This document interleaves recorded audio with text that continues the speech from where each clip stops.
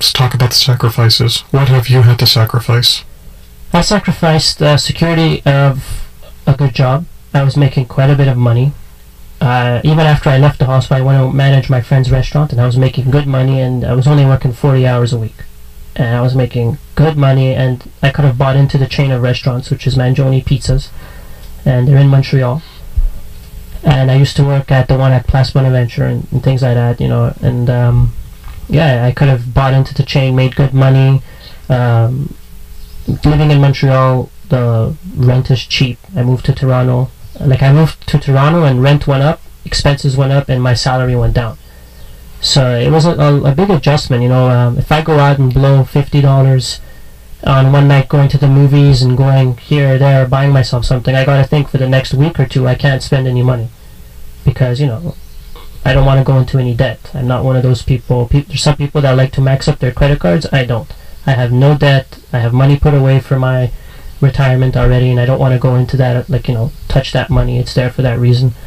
And so it's so hard. Like, you know, there's certain things I want to buy. You know, I got 2 muscle cars sitting at home in Montreal that I don't take out anymore because, you know, to plate them and take them out, especially now with gas prices, is just too much. So these are things I had to give up. You know, seeing my family on a regular basis. My sister had a child, my nephew. He's 1.5. I've seen him. I come back every 8 weeks or so. But, you know, every time I see him, he's grown up so much more. And I'm missing that because I'm out there. You said you were born in Montreal, moved to Toronto. Yeah. Why? Why not stay in Montreal, be close to your family? To pursue acting in Montreal was almost a dead avenue. American films do come here, but they bring most of their own actors already cast in the role. And the actors that they do take, the Canadian actors, to fill in the smaller roles are only in the elite group that Actra. I mean, I'm Actra too, but there's like that group that they know will perform well, so they always send those same people. And to break that ring is very difficult. In Montreal, there's no English theater. There's Centaur, but that's very small. In Toronto, you can actually make a living, a very decent living doing theater, like making a lot of money. In Montreal, you can't. In Toronto, they film a lot of commercials. You can make good money on commercials. In Montreal, they don't film as many. They film TV shows in Toronto. In Montreal, they don't. So you have a much greater opportunity to make it as an actor. If you had to choose acting for film or theater, which is it? That's really tough. I haven't done that much theater. I've done a few productions, and I enjoyed it very much. It's something, each show is different because the audience vibe is different, you know, depending on your audience, and you have to keep it fresh. But I think if you're a good cast and you gel properly, it stays fresh even when you're on stage. Acting for theater, you feel that audience vibe, but acting for film, it's usually so much time you spend together, and it's high energy throughout that whole time, even though the hours are long. And I enjoy it because afterwards, when we see the finished product up on screen, and people are like, how did you do that? Well, we know the stories behind what you're seeing on camera. If you move that camera just half a foot more over, you'll see someone draping, hanging all the wires and things like that, or what's in the background. Like, you know, we see that. You people who are watching the film don't see that. So it has its advantages as well. You are listening to Frank Talks Pleasures and Lifestyles. We'll be back right after this. Frank Talks is sponsored in part by Everything Out of Her Mouth is a Test, a man's guide to the emotional needs of women. Ladies, do you want the man in your life to understand you on your level? Do you want your man to be able to listen to and address all of your emotional needs? Show him how much you really want your relationship to be the best it can be. Everything Out of Her Mouth is a Test makes a perfect gift. The book, written by a man, for men, is endorsed by every woman that reads it. This book is a guide for men to understand exactly what a woman means when she speaks. Is that worth changing your life forever? Buy this book at franktalks.com now.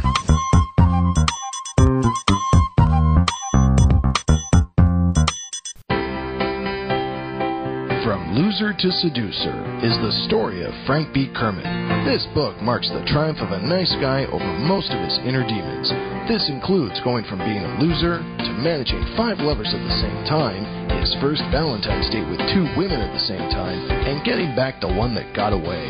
Want to learn how you can change your life? Buy this book at franktalks.com.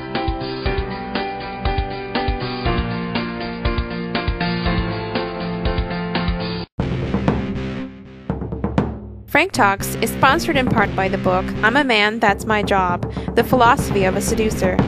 Ladies, have you ever wondered where all the real men have gone? Do you turn to your women friends because you cannot find a true man in your life? Do you want the man in your life to step up and know what it means to be a man that can make you feel like the woman that you are? Are you tired of mothering the men you date? Give these boys the gift of manhood. The book, I'm a Man, That's My Job, teaches men to create their own seduction persona, personal inner game, and how to take the lead in a relationship. Buy this book now at franktalks.com. You're listening to Frank Talks Pleasures and Lifestyles, and I'm Frank because I have to be.